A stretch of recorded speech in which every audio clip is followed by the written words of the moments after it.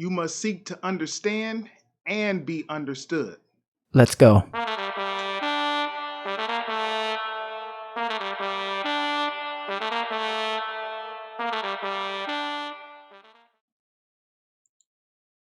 Hey, what's up, everybody? Welcome to my channel, Becoming Rob. This is the channel where I look at all the things that are going on in society, and I try to learn the lessons that help me to become a better person. I hope that you can go on this journey with me. Please take a moment to like and subscribe. I appreciate all the views, the likes, and subscriptions. Let's get straight into it. Today, we're talking about Kyrie Irving and his comments during an interview after he had posted what many believe to be an anti-Semitic book and movie. Okay, let's go straight to Kyrie Irving. Tell me more. And my response would be, it's not about educating yourself on what Semitism is and what anti-Semitism is. It's really about learning the root words of where these come from and understanding that this is an African heritage that is also belonging to the people. Africa is in it, whether we want to dismiss it or not. So the claims of anti-Semitism and who are the original chosen people of God, and we go into these religious conversations and it's a big no-no. I don't live my way like that. I don't live my life that way. Excuse me. I grew up in a melting pot, and I say a melting pot of all races: white, black, red, yellow, Jewish, Christian, Muslim, and you can see the way I live my life now. I'm not here to be divisive, so they could push their agenda. I don't want to say they, because I'm not identifying any one group or race of people, but I'm in a unique position to have a level of influence on my community, and what I post does not mean that I support everything that's being said or everything that's being done, or I'm campaigning. Okay, so you get an idea of what Kyrie is saying there. Kyrie posted a book it's a book and a movie. It's actually a series of books and a movie. I'll go ahead and link to it. It's actually available. This is one of the issues. It's actually available on Amazon. And the understanding is that the book and the movie is largely anti-Semitic. The problem here is, as I understand it, exactly what is interpreted as being against Jewish people. The book and the movie, its overall premise is that Black people, those particularly those in America, but I think in general, those from the African continent, are the real, what they would call Jews, are what I like to call God's Old Testament people. And Kyrie alludes to it there. He begins by saying that, listen, Africa is a part of this thing, this history. Now, and he kind of wants to evade the conversation of, does that have any religious implications, as when answering who are the people of God. He doesn't want to get into that. He seems to say, what I'm taking from what he's saying here is that Black people, that is to say those that are descendants from the African continent, are part of the historical Hebrews or historical Jews that largely we learn about in the Bible. Is that question, is that thought, that idea, can that directly be interpreted as being against the Jewish people, or who we identify as the Jewish people today? Tell the truth. On its face, just in general, I would say no. This to ask that question is a historical question, and I think that's what Kyrie is getting at. He's asking a historical question. When we think about God's Old Testament people, and that's just how I generalize it in my head, because I am a Christian. I do spend a lot of time reading the Bible. But when we talk about who are the historical Hebrews, who are the historical Jews, this is not a religious question to ask. Does that include anyone or everyone or some part of people from the African continent? That is a historical question.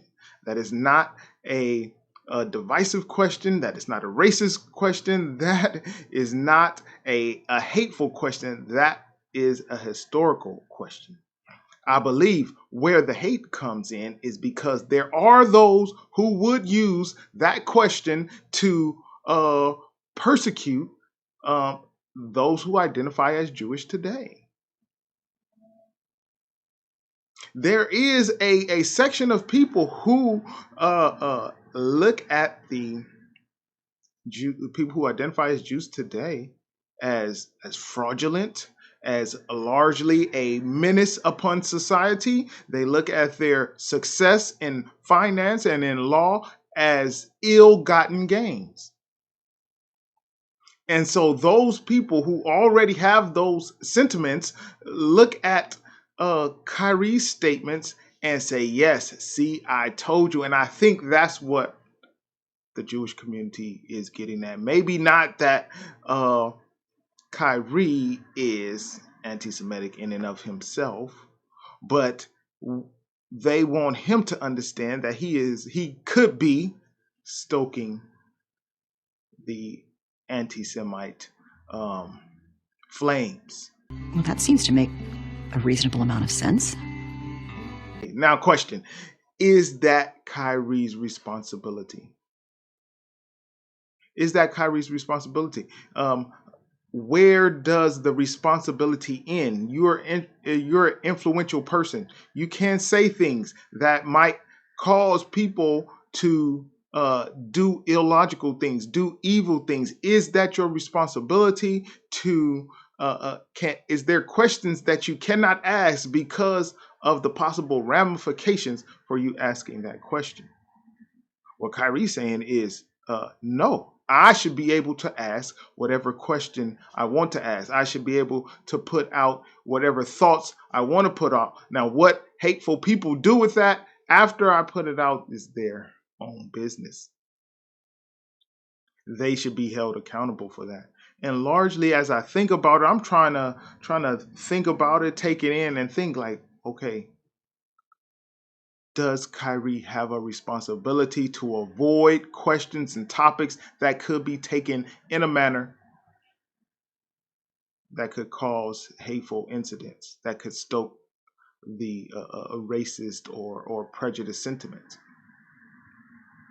And largely, I think, no, he doesn't have that responsibility. Like, he can ask a question and he can be clear. And that's the lesson I think we all can learn from that. You feel me? Is how to be clear in what we're saying. Because, see, I'm just here on YouTube, just 5 subscribers while I'm recording this, and I can talk freely about it, let my mind wander as I try to find the place of moral clarity and what I should and shouldn't do. Kyrie has millions of followers. So because he has such a large following and because he is so influential, does that mean that he must let his mind wander in a different manner? Can he not ask questions that might seem controversial as he tries to seek truth? Listen, I'm not trying to defend Kyrie in the whole, because I find Kyrie seems to have a bent toward the truth must be not controversial, but counter to what we commonly believe. And there's many cases where that's where that's true. It's facts. There's many cases where that's true, where what is commonly held is not accurate or not the truth or not the truth in total. And surely we must seek out and be able to stand where we find the truth to be. However, Kyrie is a contrarian. There are things that we commonly hold that are true that Kyrie oftentimes bucks up against. Largely, the Earth being flat or being spherical, right? Like this is something we commonly held. There have been research and discovery and all of what we learned throughout the dark ages, as we come out of the dark ages and as modern science began to take a stronghold in our society. We've had these conversations already. We decided these things already. We have shown the proof about what the cosmos look like, what our earth looks like. When you know better, But Kyrie is a contrarian.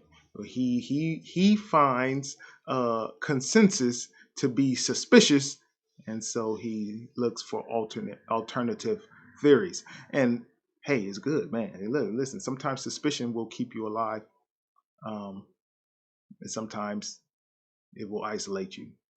And sometimes I think it isolates Kyrie. Now the question I want to ask. Hold on, we want to go one more time back to Kyrie. Then I'll ask a question as we finish up. Listen up. Kyrie, while we're on the topic of promotion, why did you decide to promote something that Alex Jones said? That was a few weeks ago. I do not stand with Alex Jones' position, narrative, court case that he had with Sandy Hook, or any of the kids that felt like they had to relive trauma, or parents that had to relive trauma, or to be dismissive to all the lives that were lost during that tragic event. My post was a post from Alex Jones that he did in the early 90s or late 90s about secret societies in America of occults, and it's true.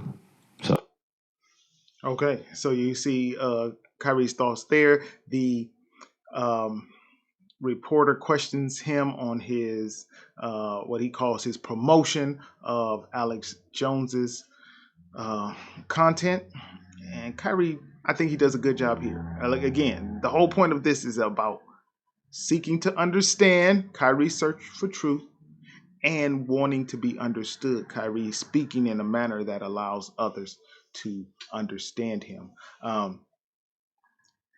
So I think he does a good job here. He explains that, listen, Alex Jones, who just lost a legal case against the Sandy Hook parents for all of his rhetoric surrounding that and his accusations, he lost that case. Kyrie says, listen, what I posted, number one, was a long time ago, had nothing to do with Sandy Hook. I do not stand with Alex Jones on what went on with the Sandy Hook massacre. I'm pointing to something different. I'm raising a different question. I'm raising a question about the occult and secret societies within America and whether or not they have an impact on how things are done. Can he raise that question? Is it see? There's two things going on here. I already raised the question that Kyrie has such a large following that can he freely search for truth, even though it leads him to some of these contrarian and some of these conclusions that are against the collective consensus? Can he freely search for truth, or is it because he has such a large following he has to follow the consensus? He can't openly search for truth. He has to behind closed doors ask these questions. And let's be real, Kyrie is not the only one asking these questions.